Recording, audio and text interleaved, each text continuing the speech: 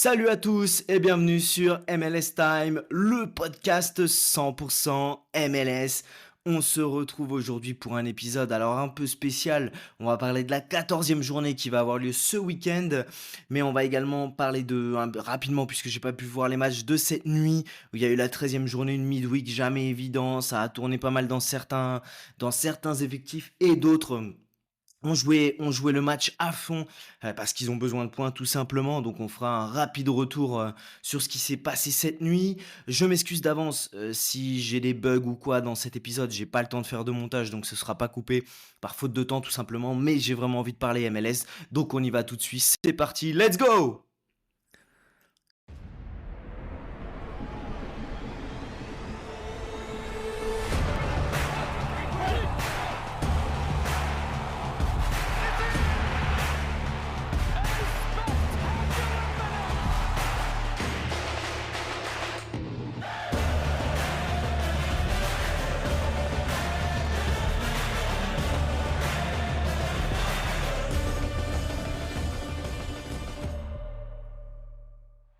Comme je vous le disais, donc on a eu la 13e journée qui s'est déroulée cette nuit.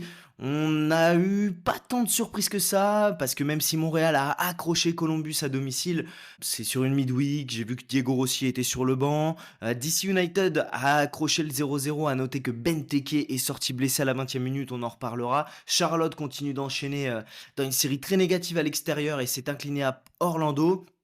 Philadelphie a retourné le match et les Galaxy menaient 2-0 et Philly s'est imposé 3-2, donc encore un gros coup sur la tête pour le Galaxy, encore privé également de Peck et Pencil cette nuit. Cincinnati sans trop de surprise est allé s'imposer sur un superbe but de Denki à Toronto. Houston a battu Minnesota à domicile 2-0, pas si étonnant que ça. Nashville a corrigé 2-1 contre les Red Bull qui sont calamiteux à l'extérieur. C'est complètement fou cette équipe et qui va en plus aller à New York City pour le derby de la River, Hudson River, donc ce week-end. Saint-Louis qui menait 2-0 contre SKC a fini par faire 2-2. Compliqué, hein, Saint-Louis. On y viendra après, hein. Roman Burki a parlé de frustration et que c'était pas normal devant leur public. Austin n'a pas fait mieux que 1 partout face à Atlanta, 0-0 entre Salt Lake et Portland.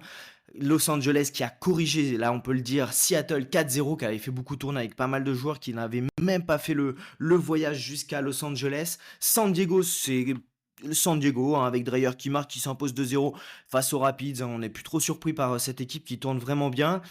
Et San José, dans un match fou, a réussi à tenir le match nul face à Miami. Ça s'est terminé sur le score de 3 partout. Donc voilà un peu pour cette nuit. On a des équipes qui étaient au repos. Alors de tête, je sais qu'il y avait New England, qui en plus a un bon match-up ce week-end. Mais avant tout ça, on va parler des actus MLS.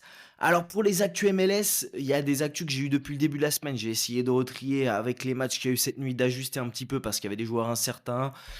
Pour vous fier à tout ça, regardez les rapports de disponibilité qui sont sortis hier et également les dernières infos que je vais vous poster, puisque là j'enregistre, on est jeudi midi.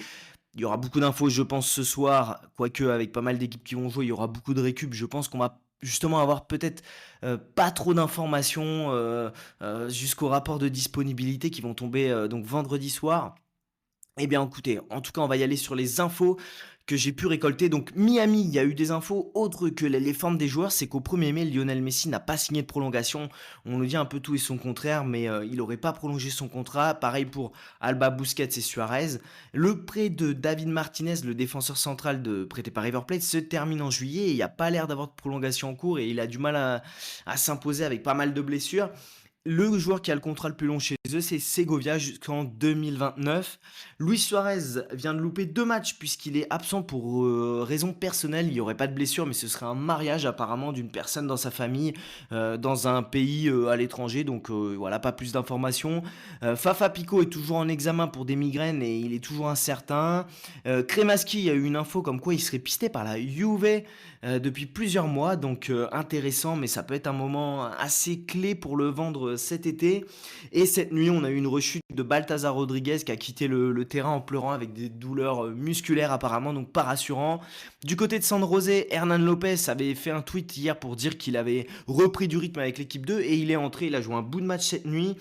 Du côté de Toronto, Gomis, donc on savait pas trop ce qu'il avait. a subi une opération du tendon d'Achille et va être out tout le reste de la saison. Osorio a retiré l'écharpe qu'il avait au bras puisqu'on sait qu'il s'est luxé l'épaule. Et bonne nouvelle, Richie Laryea qui a été opéré des ischios était de retour à l'entraînement bien sûr à part, mais c'est quand même encourageant pour cette équipe de Toronto.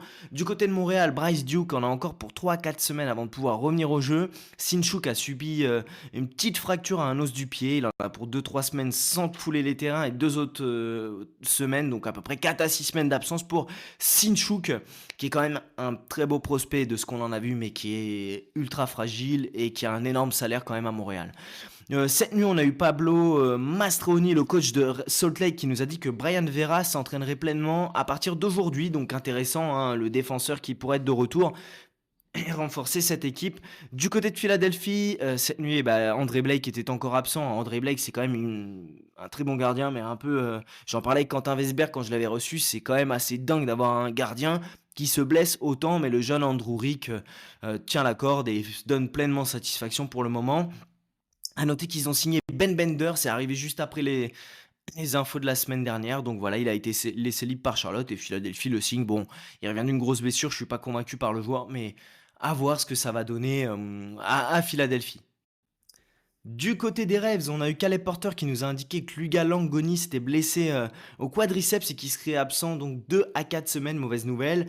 Vancouver, alors Manuel Vett, qui est un des suiveurs, nous a dit qu'il travaillait avec un accord TAM pour prolonger Pedro Vite. Vous savez qu'il y a des rumeurs de transfert, il y a eu l'AC Milan je crois, la Roma, donc pas mal en Italie. Mais il voudrait le garder jusqu'à la Coupe du Monde 2026. L'accord TAM, hein, je rappelle, c'est 1,7 million par an. Donc voilà, ce serait l'accord au niveau maximum parce que je crois pas qu'ils aient... Non, il y a Kubas, Gold et je sais plus quel est l'autre DP, mais ils ont plus de spot DP. En tout cas, mauvaise nouvelle, c'est que Sorensen nous a dit que Ryan Gold, il sera pas de retour d'ici la finale de la CONCACAF Champions Cup début juin. Et il a encore dit cette nuit que il savait, il y avait pas besoin d'opération, mais qu'ils avançaient un peu à tâtons avec Ryan Gold, donc qui leur manque pas tant que ça. Mais je me dis, avec lui en plus, qu'est-ce que ce serait cette équipe? Du côté d'Austin, on a eu une info comme quoi il se serait renseigné pour Kevin De Bruyne, mais les prétentions salariales, je crois que c'est complètement fou ce qui est demandé par les agents. J'ai lu 30 millions annuels, donc c'est complètement dingue ce qui est demandé. Saint-Louis, donc Lowen n'a pas joué cette nuit, ça avait été annoncé. Burki était de retour, Kessler Nielsen sont de retour et disponibles. Et Alm s'entraîne mais avec des restrictions, donc toujours intéressant de voir qu'il y a des forces en présence qui reviennent du côté de Saint-Louis qui en a grandement besoin puisque je crois que on en parlera après, je l'ai noté, c'est 8 ou 9 matchs de suite sans victoire.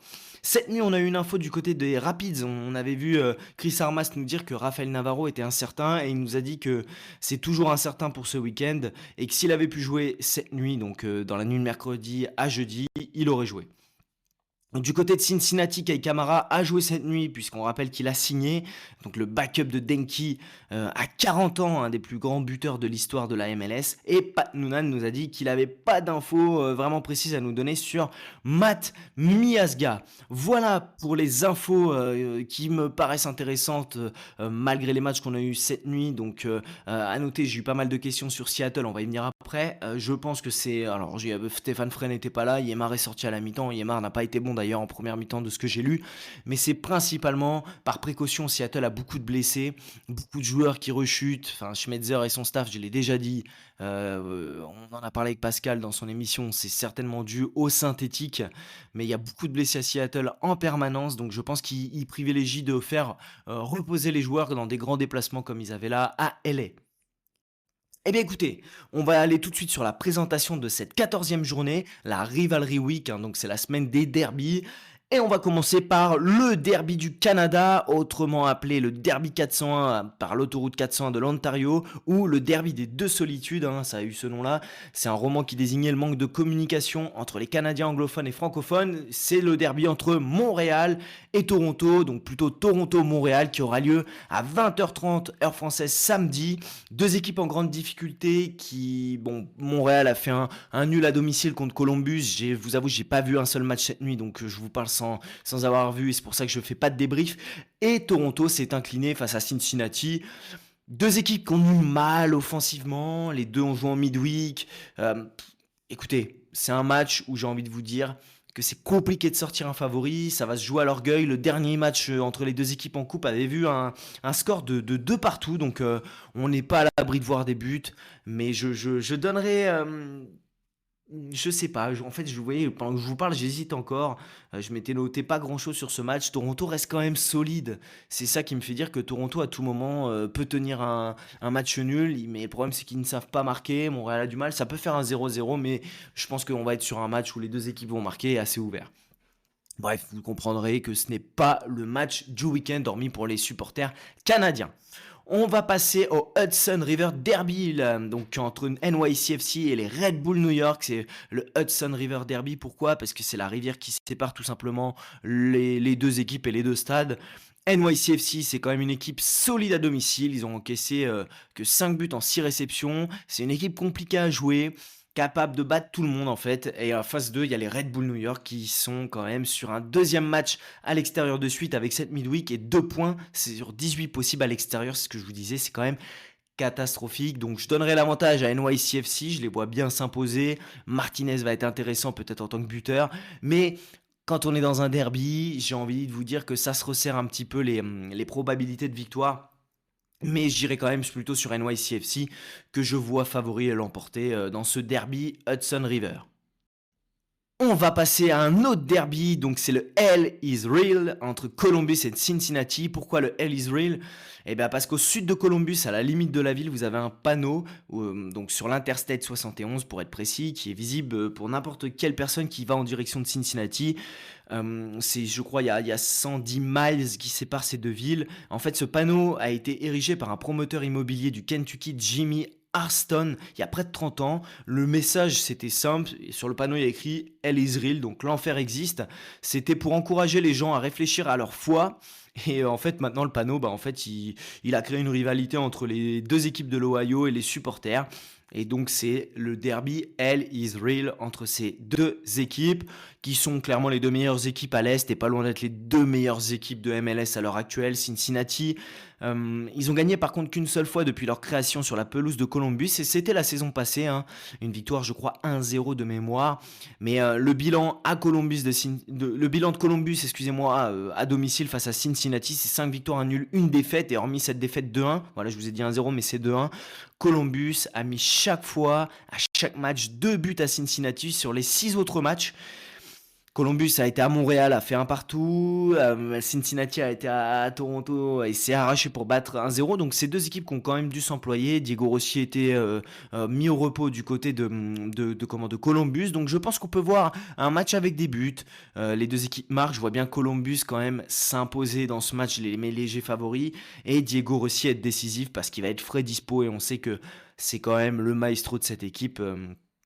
Pour les mener à la victoire. Mais attention de l'autre côté, toujours intéressant, le duo Gazdag et Vander qui devrait se dégager. Et alors je dis les deux équipes marquent, je vois bien une victoire de 1 ou 3-1 peut-être de Columbus, mais si demain on me dit ça va faire un partout 0-0, que c'est un match très serré, je ne serais pas étonné non plus vu que les deux équipes sont relativement solides. Le match suivant, donc c'est à 1h30 dans la nuit de samedi à dimanche, hein. J'ai oublié de vous préciser, Columbus-Cincinnati, ce sera à 1h du matin, un peu avant les autres matchs. Donc là, le match à 1h30, c'est Atlanta qui reçoit Philadelphie. C'est donc 7 matchs sans victoire de suite pour Atlanta qui a fait un partout à Austin. Brandon Vasquez qui a marqué en phase 2, donc l'ancien d'Atlanta qui était relié sur le banc à l'époque où il jouait à Atlanta. Donc Atlanta, clairement une attaque en panne, une défense à la rue, un gardien qui laisse à désirer, un coach qui ne trouve pas la solution. Bref, c'est Atlanta. Je m'attends pas à des miracles, surtout face à Philadelphie qui est maintenant invaincu depuis 5 matchs et qui en plus va arriver confiant puisque mené 2-0, je le disais en introduction par LA Galaxy, a surrenversé le match. Moi, tant qu'Atlanta ne donnera pas des signaux positifs, je ne sais pas comment ils peuvent gagner un match. Aujourd'hui, on est dans une spirale ultra négative malgré des joueurs de qualité, hein. Si on prend intrinsèquement les joueurs, je pense qu'Atlanta a plus de qualité que Philadelphie, mais collectivement, c'est quand même compliqué.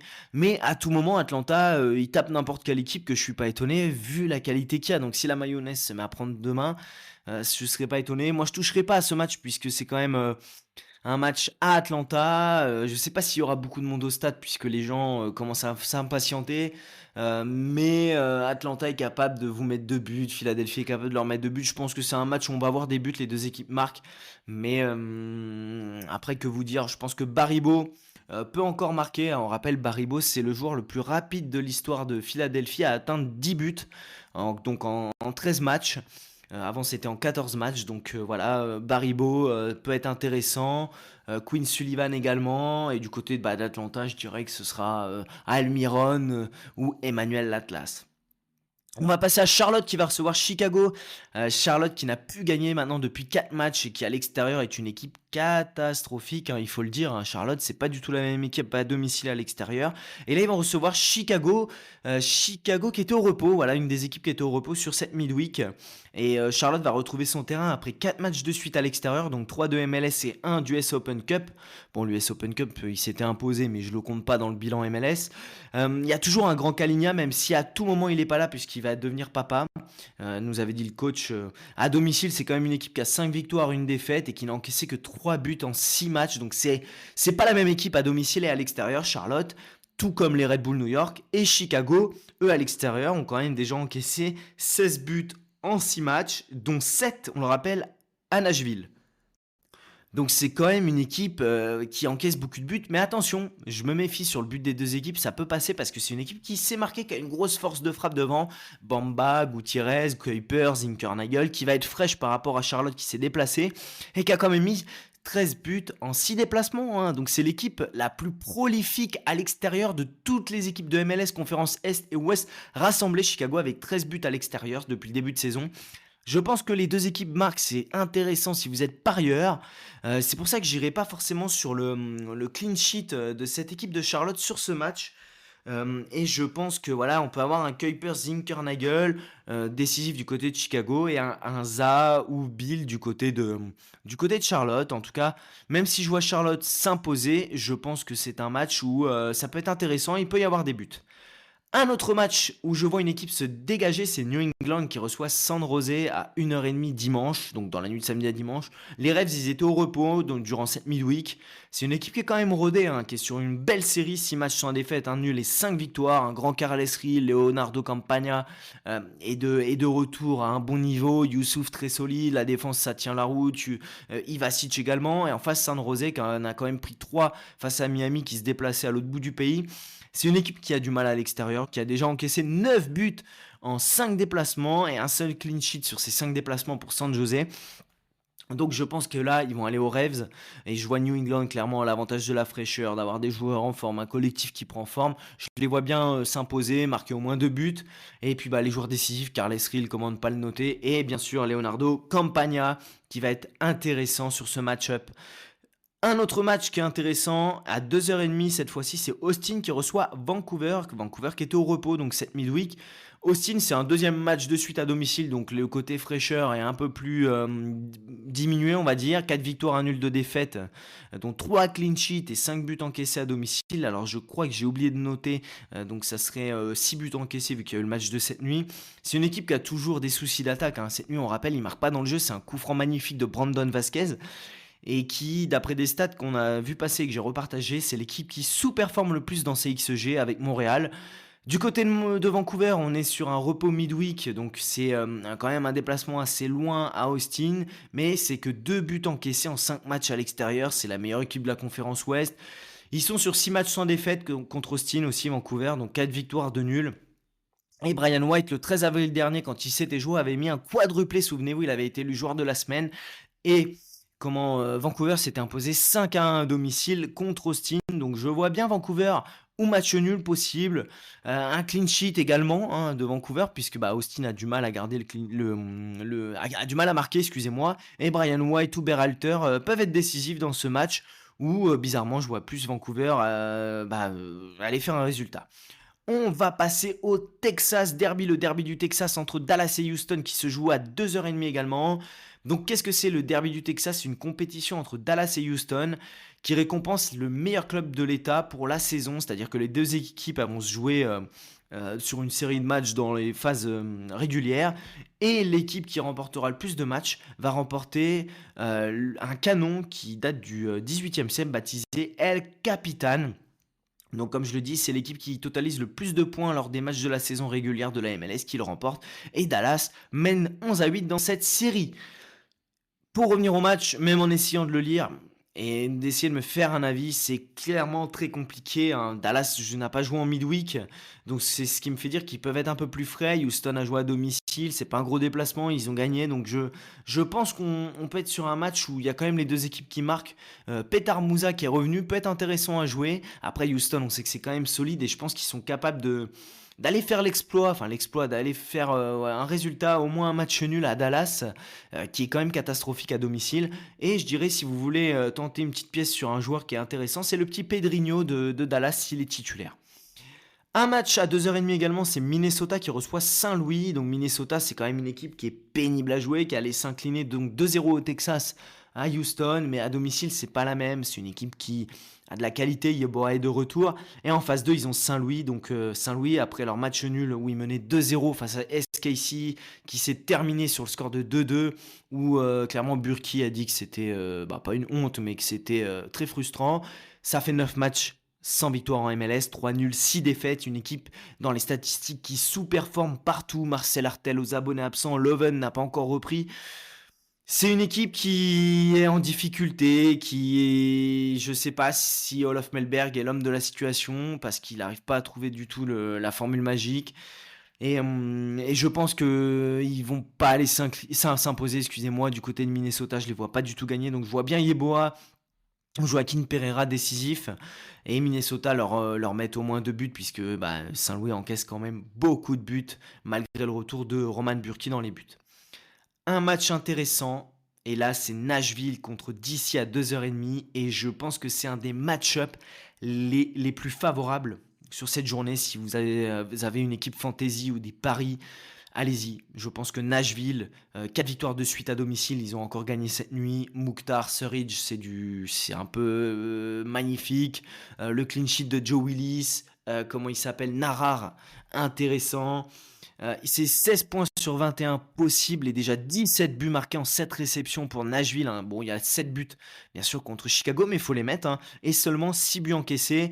Mukhtar en très grande forme avec 6 buts et 4 assists cette saison. Et d'ici, c'est un bilan catastrophique à l'extérieur avec une victoire, un nul, 4 défaites et surtout 18 buts encaissés donc pendant ces 6 déplacements. Ils ont pris au moins 2 buts dans 5 de leurs 6 déplacements et ils en ont mis que 6. Benteke s'est reblessé à la cheville cette nuit, sorti à la 20e minute. Donc clairement, je pense que c'est un tout droit pour Nashville qui marquera au moins 2 buts, même 3 buts, je pense que c'est possible. Mukhtar Surridge décisif, Narar intéressant, Schafflebourg également, Willis, bref. Tagzet, enfin bon, on pourrait citer, je pense que c'est une équipe avec New England qui est la plus intéressante cette nuit à jouer dans vos match-up et vos paris sportifs. Un match également qui est un derby, donc à 3h30 dimanche, c'est Colorado Salt Lake, c'est le Rocky Mountain Cup. Donc c'est un trophée qui est décerné au vainqueur de la série d'opposition dans la saison régulière entre ces deux équipes, qui a été créée en 2005 quand Salt Lake est arrivé. Un peu à l'image d'un Dallas Houston où ça va se jouer sur la meilleure équipe des deux. Et c'est donc la première confrontation de cette saison, donc deux équipes compliquées à lire, même si je donne l'avantage à Colorado, à domicile, qui reste solide. Elles ont joué toutes les deux en midweek, mais Salt Lake, ça dépend vraiment beaucoup des exploits de Diego Luna. À noter que Colorado sera certainement privé de Navarro, mais bon, on a quand même un Georgia Mihailovic en forme, même si cette nuit s'est fait stopper un penalty par CJ Dos Santos et un incroyable lob, vous regarderez, du milieu de terrain où CJ Dos Santos sort un arrêt fou.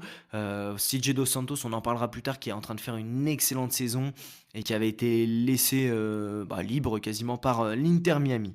Donc voilà, Georgia Mihailovic, Navarro intéressant s'il est titulaire. Les Rapids, je les vois bien marquer 2 buts ou plus, je vois quand même bien les deux équipes marquer, même si ça m'arrangerait puisque j'ai Zach Stephen dans les buts, qui a un clean sheet, bon, je vous cache pas, de Colorado, ce qui est tout à fait possible.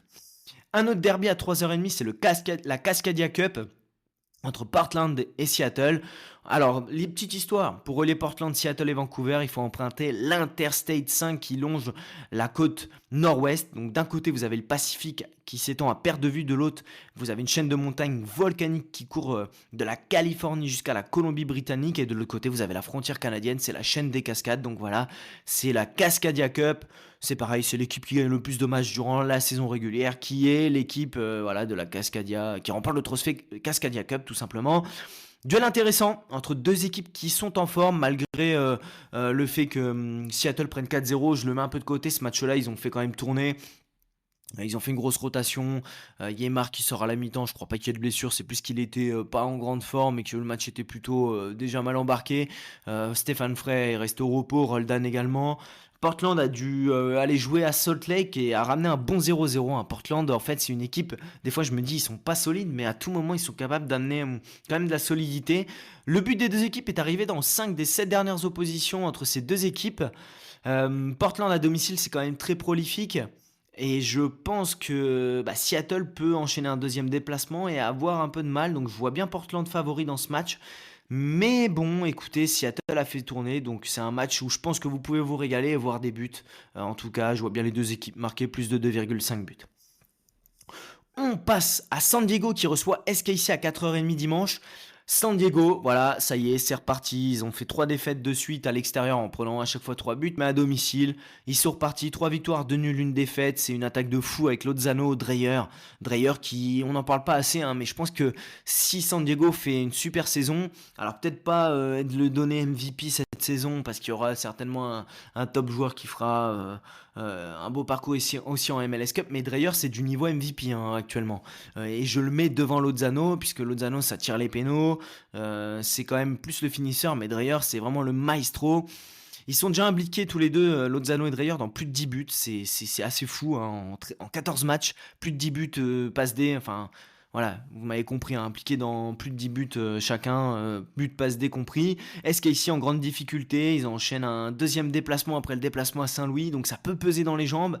13 buts encaissés en 7 déplacements, 3 points pris sur 18 possibles, une victoire, 5 défaites à l'extérieur pour SKC, même s'ils sont remontés au score, c'était face à Saint-Louis qui est quand même une équipe malade. Donc moi je vois bien San Diego s'imposer, leur mettre au moins 2 buts, et bien sûr, comment ne pas dire que Dreyer sera décisif avant Lozano, et puis si vous êtes gourmand, vous tentez les deux. Ensuite, on va passer au match qui se joue dans la nuit de dimanche à lundi, donc le derby de la Floride entre Inter Miami et Orlando à 1h du matin. Miami a fait un gros déplacement à San José et ils ont fait 3 partout dans un match complètement fou. Mascherano se fait massacrer dans tous les sens. Je pense que ces jours vont être vite comptés malgré le fait que ce soit le copain de Messi. Orlando est maintenant invaincu depuis 10 matchs et je pense que d'aller à Miami ça leur fait pas peur. C'est 5 victoires, 5 nuls, 5 clean sheets sur ces 10 matchs et ils sont invaincus depuis tout simplement 6 matchs à l'extérieur avec 4 clean sheets.